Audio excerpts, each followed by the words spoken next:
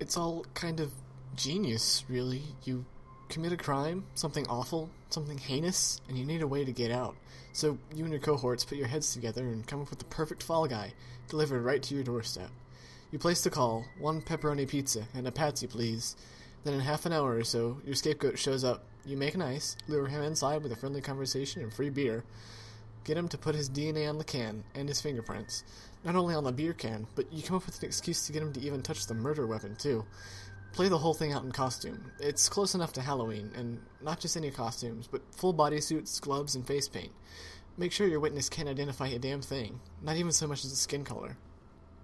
If I wasn't the poor sucker being set up in this situation, I might actually sort of appreciate the thoroughness and execution of this scheme. But I am. And sitting there in my manager's office, as all this came rushing back to me, and the gravity of the situation hit me like a goddamn trailer truck, I was only thinking one thing. I'm fucked. I showed the pictures on my phone to my manager, Kevin, and hurriedly explained everything about that creepy delivery to him. When I got to the part about me taking the machete in my hand, and I remembered the warm, fake blood flecking my clothes and face, I lost it, and by it, I mean my lunch. I looked down at the browning droplets on my shirt and grabbed for the waste bin and spilled the full contents of my gut into it. I wiped the puke from my chin and looked at Kevin. There was one thing that still wasn't making sense to me. What was that girl doing in my back seat? We had to see if she was still out there. There was no way for her to know if I'd seen those pictures yet. Maybe I was wrong about her intentions. Maybe she was just wanting me to get back in the car, and then, who knows? I pulled the knife from my pocket, and Kevin followed me out behind the door, holding the enormous curved blade we used for cutting pizzas. We must have looked crazy, and, well, we felt like it. It was closing in on 2 a.m. At this point, every other business around had long since closed, and so the thin black road that ran behind the strip of stores that made up our little shopping center was almost pitch black. A security light over the top of the loading bay of the hardware store was on. Just that, and the small yellow light coming from inside the cabin of my car. We crept up from behind and saw that the back door behind the driver's seat was open. I pulled the door back, and I almost covered the parking lot with whatever was left in my stomach. There was blood. Everywhere. Splashed on the windows, on the ceiling, a pool of it in the seat. "What the hell, man?" Kevin shouted. And then we both froze, because from somewhere behind the stores, cutting through the darkness, came a high-pitched girl's laugh, echoing off dumpsters, empty storage trucks, and metal doors. Her voice seemed to be everywhere at once. "Jesus, let's get out of here," I said, squeezing my knife a little bit harder. "Alright, but we're not taking your car," Kevin replied. He ran back to the store and locked the doors, and we both got in his old rusted pickup truck and got out of there, leaving my car sitting empty behind the store. We headed to about the only public place in town that was still open in the middle of the night, our local Waffle House. There was only one person inside, a lonely trucker type sitting at the counter nursing a mug of coffee. We nodded at the waitress and sat down at a booth in the corner. She came by and we both ordered coffee, and once the server dropped off some cream and sugar, we started talking again. "Just go to the police. First thing in the morning, you go down to the station and tell them what happened.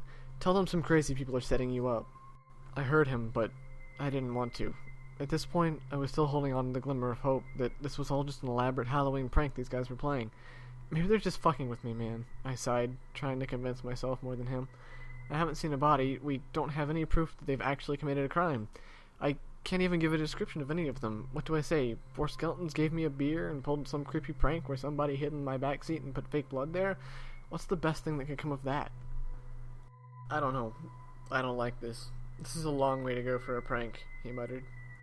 And I couldn't disagree. This whole thing just felt terribly wrong from the moment I pulled up to that house. "Maybe I should go back over there," I said. "Take a look around. Best case scenario, they're all still there, and I can tell them all to go f themselves. But worst case scenario? At least we'll know what's going on." We paid for our coffee and got back in Kevin's truck, and drove back over to the house, not saying much on the way over. There wasn't much to say. I'm sure we were both imagining every possible scenario that might play out when we got there, but I don't think any of us had in mind what we were about to see. When we pulled up to the front of the house, it was even darker than when I'd been there before. Kevin parked on the curb and went around to the toolbox in the back of his truck and pulled out a heavy metal flashlight and handed it to me. "Lead the way, Romeo." I took it and walked up to the front door. The cul-de-sac was completely silent, and when I walked up to the front of the door, my heart sank a little when I saw it was ajar. I pushed it open, and there wasn't a single light on anywhere inside. Not wanting to draw too much attention from the neighbors, I cut the lights off and slipped in with Kevin right behind me. The living room was still empty. The only sign that anyone had even been there was the 12-pack of beer on the floor. Shining my light on it, I could tell there was only one missing, the one I'd drank out of earlier in the night. There was no sign anyone had even been there. Everything was so dusty. It seemed like the house had probably been empty for months. It was almost as if I'd imagined the whole thing. Kevin and I snuck over to the first door we saw and slowly pushed it open. Both of us jumped as a mouse skidded out of the room, but other than that, it was another dirty room.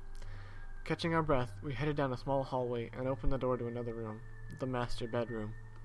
As soon as the door creaked open, the beam from my flashlight landed squarely on the worst thing I have ever seen. I turned away immediately, but the image will be branded in my brain forever. I still see it every time I try to sleep.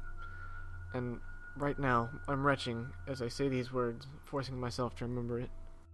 Tied to a wooden kitchen chair in the middle of the room was a man, or the remains of one.